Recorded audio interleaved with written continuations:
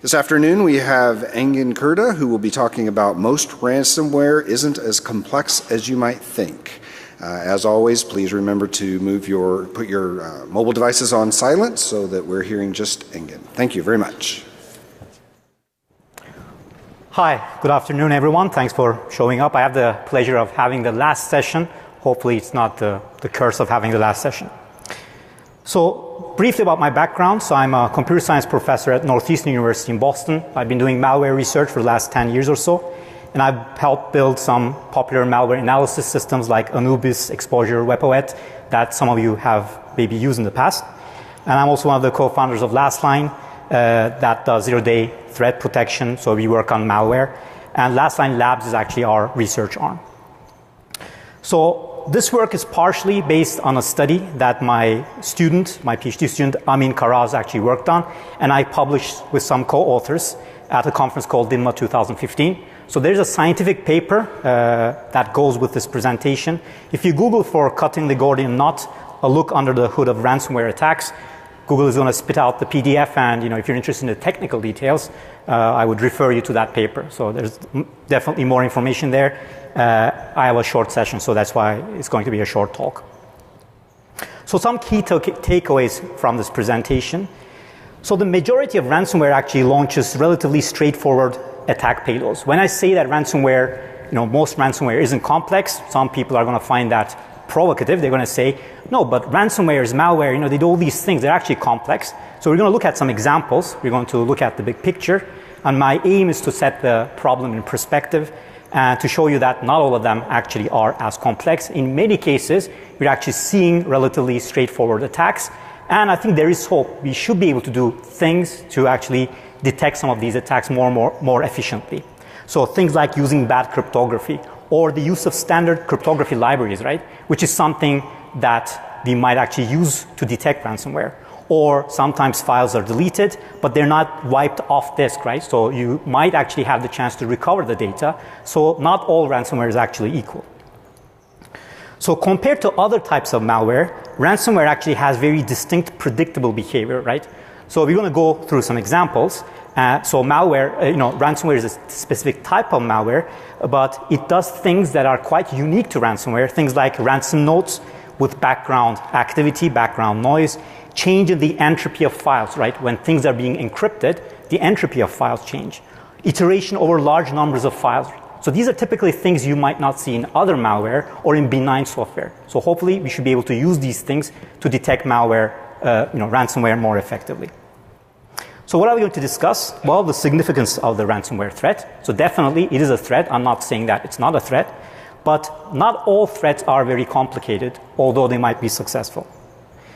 We're going to look at the complexity and sophistication of attacks. So what do we mean by complexity, and why do most people think that when they hear of ransomware, they think it's actually a very complex thing?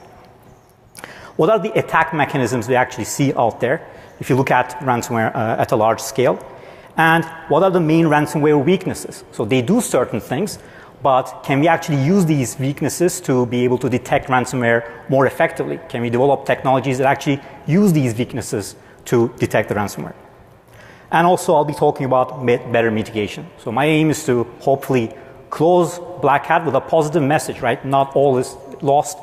We should be able to actually do a better job of at least detecting things like ransomware. Just to recap, so everybody knows ransomware, well, what are the typical behaviors that we see in a typical ransomware attack? Well, of course, the victim machine would be compromised. Then the ransomware would be installed, right? Once the attack payload is executed, if there is an attack payload, the ransomware would inform the victim of the attack. So compared to other types of malware, this is actually quite distinct behavior, right? Something bad happens to you, you get infected, and the ransomware actually tells you that you have been infected, right? So you don't always have this luxury in other types of malware, but ransomware actually tells you that you've been infected. So the victim would need to pay up, of course, otherwise the data would be kept hostage or it would be destroyed. So any malware that actually fits this category today, we actually say is ransomware. And you've been reading a lot, of course, in media about this because we've been seeing ransomware and people are being attacked. So classic ransomware ransom notes will be something like that. So it is social engineering, of course. It looks like it's coming from the NSA, FBI, all these organizations at the same time. It's also the PRISM system, right? And the attackers are social engineering the victim into believing that the victim has been caught hosting illegal content, right? And they say if you don't pay up, you're going to be arrested, the government is going to come after you. And many people, of course, especially end users, are technically not sophisticated and they fall for these scams. So one interesting side note, of course, is that there have been cases where the bad guys who were actually hosting illegal content fell for these social engineering scams and they gave themselves up and they went to the police. So maybe that's one good thing that ransomware has done, once in a million years. Here's another example again. These all look quite similar. The computer has been locked. It's supposedly from the FBI. You have to pay up in 3 days, otherwise, you're going to be arrested. And many people actually fall for these things, and that's why ransomware is effective. But it's not too different from other types of malware that you see. For example, fake AV, where you think that you're buying an AV product, but it's actually a fake AV product. So how has ransomware evolved over the years? Well, the ransomware concept actually dates back to the end of the 80s, right? To the beginning of the 90s. So people came up with this idea. It has been around for a long time, but it has been rediscovered. So clearly, ransomware attacks have actually increased in numbers over the last 5 years. So we've been seeing more and more of ransomware. Some of them are more sophisticated than easier variants. Damages are being reported. And it's interesting, right? People like this idea of encryption, deletion, especially encryption is magical. That's why there are many reports, and a typical end user, thinks that ransomware is a very, very complicated thing. Also, this is fueled by many security reports that talk about the sophistication and the complexity of individual attacks. Some report might say, we just saw this example, this sample does encryption in a very, very good way, and we cannot recover the data because the encryption is sound, right? Reports like that create the general impression in the public that we're faced with a new threat that is very difficult or that's impossible to prevent, right? Because if the information has been encrypted in a very, very good way, then we cannot decrypt it if we don't have the key. There is truth in that, so some attacks are effective, even simple ones are effective. Here is an announcement from the FBI that actually reports that many people were victims of CryptoWall. Many people ended up actually paying money to CryptoWall, and $18 million were lost. So there is damage, right? But the question then is, if you look at the code, if you analyze the attack, how much sophistication are we actually seeing there, right? Is this another type of Stuxnet, or are we dealing with common sense and common behaviors that you also see in other malware, right? Is ransomware a lot different than other types of malware that we see out there? So not only end users, of course, are victims of such attacks. Organizations generally are well protected, so a typical company is not going to be scared of ransomware because they are going to have good backup policies, hopefully, or they're going to have systems that are more effective against malware. But there are smaller organizations. For example, this is an example from a small town in Massachusetts where the police ended up paying the ransom because their machines were attacked and they could not recover the data. But why is that happening? Is it happening because the ransomware is very complicated, or is it happening because the organization was ill-prepared and they didn't have the right defenses or the right security policies? So in this case, yes, ransomware attacked them, but any other type of malware could have also attacked them. So what is complexity and sophistication then when we talk about this? So everybody says it's very complex, it's very sophisticated. So a typical way of measuring ransomware sophistication is to look at the code and to look at evasion, right? Any person is going to say, oh yeah, this is very complicated because you're having a tough time detecting it. Because you're having a tough time detecting it, it must be complicated. It has a certain sophistication. So we look at evasion. We look at things like packing. We look at dynamic checks. We look at encryption, right? Are they using a good encryption algorithm or are they using a weak one? So these are the type of things that we actually look at, and then we say it's actually a complex attack.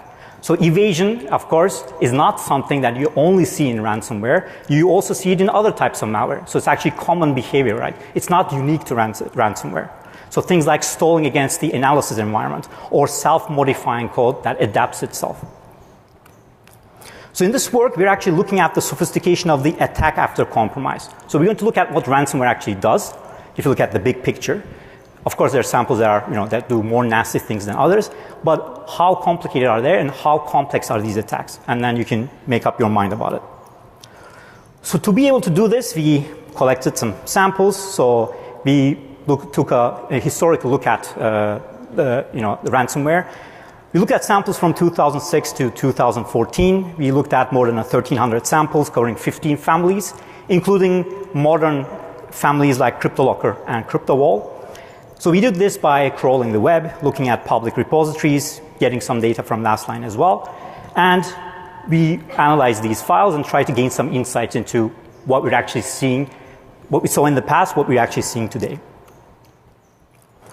So we did automated dynamic analysis for all the samples. In some cases, after running the sample, if there are issues, we actually, if we thought it was necessary, we did manual analysis too. So one challenge here is if you are looking at any malware sample, how do you actually know that it belongs to that family? How do you know it's CryptoLocker, CryptoWall, etc.? So our methodology was that we cross-checked with VirusTotal, and if 3 or more scanners actually agreed on the sample and gave it the same name, we said, okay, this looks like a sample from CryptoLocker, CryptoWall, etc. So we created a labeled data set. And all the samples we actually looked at showed some ransomware behavior.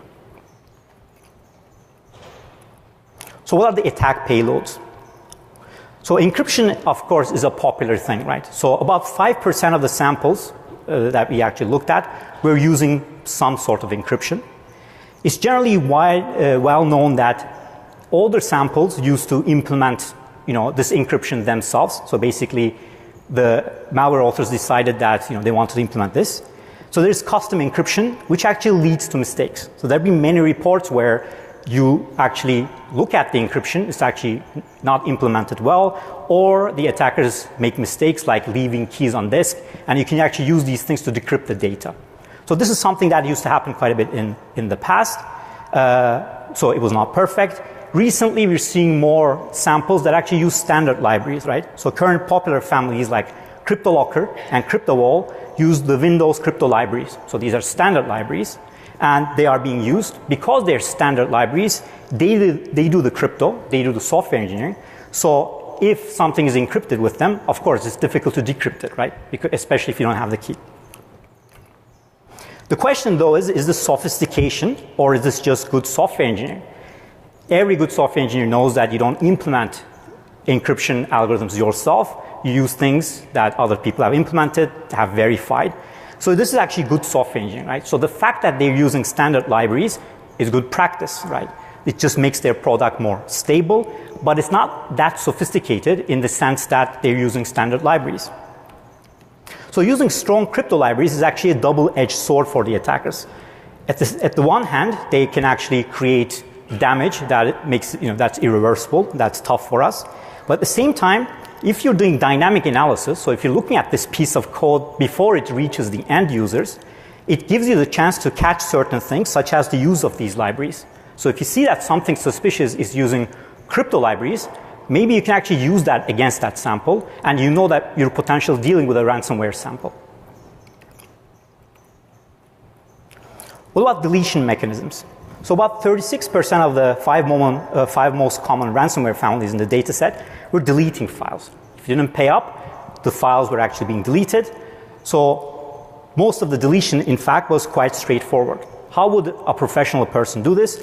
They would actually aim to wipe the disk so that the data is it's difficult to recover the data, right? So you would write over the disk.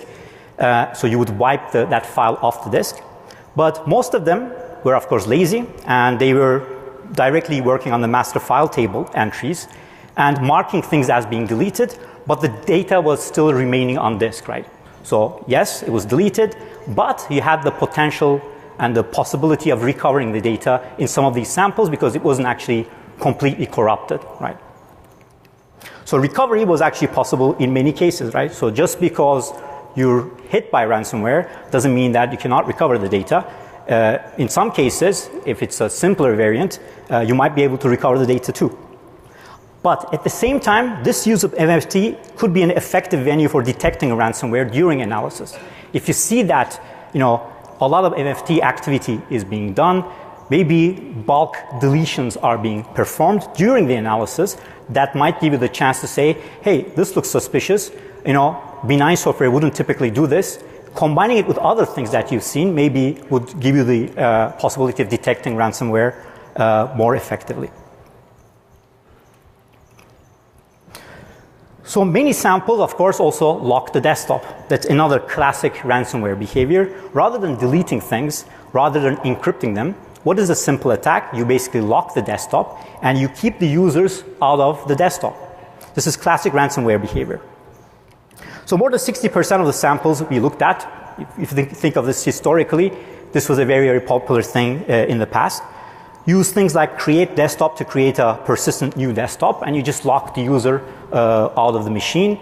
And because the end user is not very technically sophisticated, they're basically lost, they can't recover the data. But in reality, the data is still there, right? So you do have a chance to recover the data. Another approach is to display HTML pages and disable certain components so that it is actually difficult for the user to get rid of that. So again, they're locked and they can't access their machines. In all cases, though, a message was displayed to the victim, right? So remember the ransom notes that I showed at the beginning? If you think about it, they have very similar messages, right? It says maybe there's a logo, maybe there's the note of a payment. So if you think about it, these messages are quite similar. So we should be able to do some sort of analysis as well to be able to detect these type of attacks, especially if something is locking the desktop and displaying it. So in a way, it's not that complicated also from a defense point of view, because there are things we can do automatically to be able to detect this type of an attack. So locking mechanisms are also typically a nuisance, but the data is typically not harmed. So the data is still there, and if you're a more technically sophisticated user, you can basically unlock your desktop without paying up. Of course, what you're seeing is that if there are simple things, the attackers take the simple route because it's, you still make the money. You don't have to be super complicated. So this is something that we also see in other types of malware, not just in ransomware. They take the easiest path. What about better mitigation, though? So can we actually do things to mitigate this threat in a better way? So the Achilles heel of ransomware actually is that the ransomware has to inform the victim that the attack has taken place.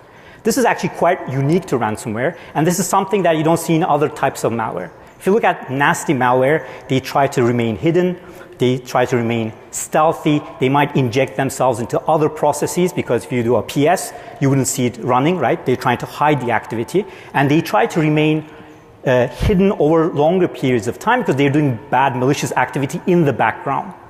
Compared to that, ransomware actually, as defenders to us, gives the advantage that it actually informs us, right? So it tells us, hey, you've been attacked. I've just encrypted all your files. So from a defense point of view, if you're analyzing something before it reaches the end users, it gives you that advantage. It tells you, I am bad and I've actually infected you. So this behavior is actually inherent in ransomware's nature, right? So this is something that is difficult to change because this is how money is made with ransomware. And there are certain behaviors that are predictable. So things like entropy changes. When you're actually encrypting files, the entropy of that file changes, which is one way that you can detect that the file has been encrypted. Or if a modal dialog is displayed and there's some background activity at the same time, this is something that you can use to detect suspicious ransomware-like behavior. Or accessing honey files. What if you're doing dynamic analysis and you put these files that look like interesting files, but you've created them, and suddenly you see that they're being touched and their entropies change. So somebody's encrypting them. This is behavior that you would not see in a benign sample, but this is something that ransomware would do. So the behaviors actually should be predictable and it should be detectable. So we should be doing a better job in dynamic analysis systems in catching things like that. Let's look at an example.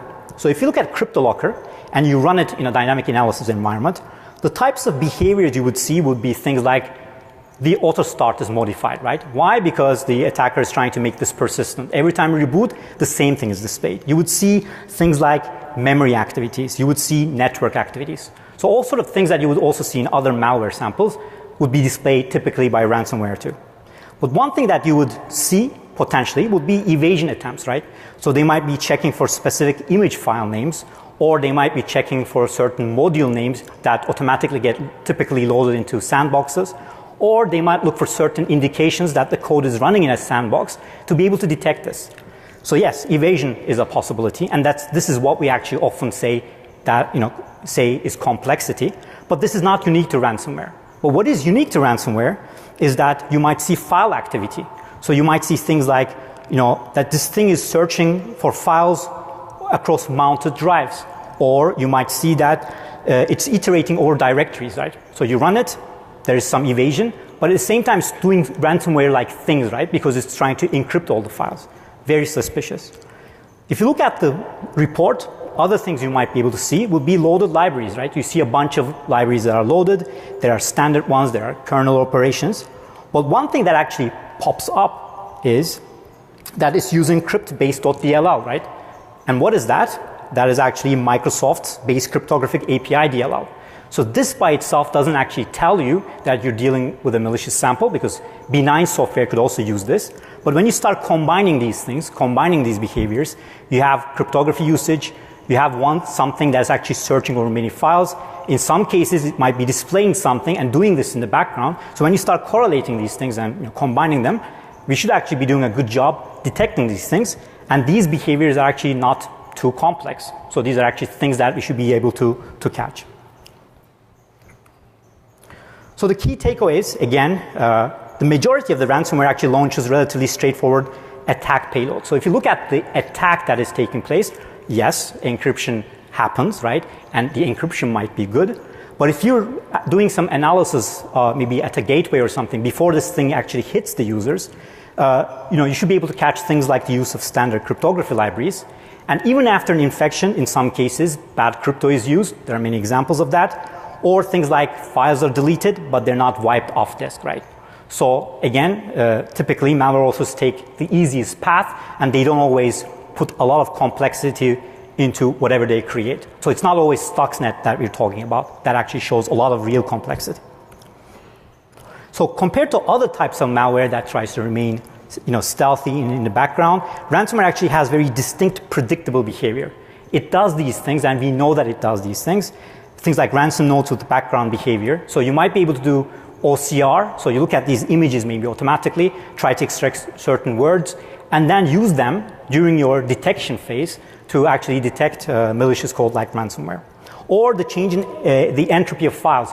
This is actually difficult to hide. So if you see that happening, you know that the file is being encrypted, right? So things like that should give you indication that should allow you to catch ransomware better, with better technology, or the iteration over large numbers of files. So thanks very much. I have 2-3 minutes for questions if you'd like to ask a question. Otherwise, I'm happy to take questions offline. So I'll be around here. Thank you.